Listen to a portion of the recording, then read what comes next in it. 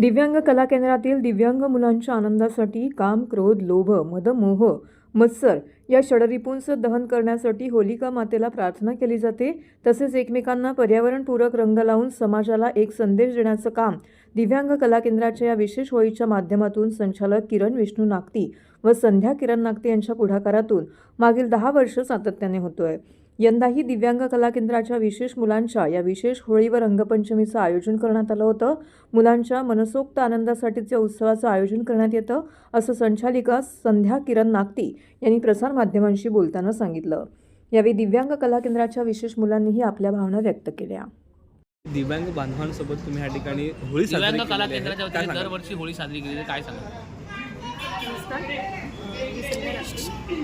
हे होळीचं आपलं दिव्यांग कला केंद्राचं 10वं वर्ष आहे. मुलांसाठी आपण खरं तर ही होळी आयोजित केलेली आहे. या मुलांनाही होळीचा आनंद घेता यावा, रंगपंचमीचा आनंद घेता यावा म्हणून खरं तर आपण ही होळी साजरी करतो मुलांसाठी. आणि मुलांचा आनंद तुम्ही बघताय, प्रत्येकजण उत्साही आहे, आनंदी आहे. मला खूप मजा येते रंग उडवायला, रंग स्वतःला लावायला, दुसऱ्यांना लावायला.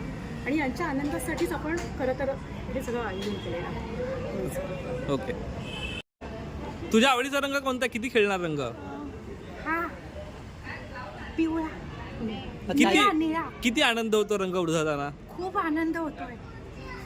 आज या ठिकाणी काय काय केलंय?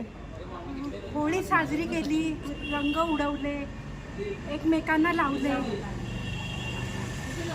ताई तू काय सांगशील? कशा प्रकारे होळी खेळते? कशी खेळते ताई होळी?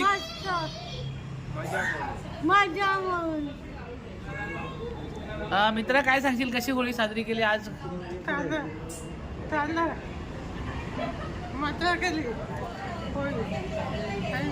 बरं तुम्ही अच्छा, आणि काय केलं? होळी पेटवली? याची अजून एक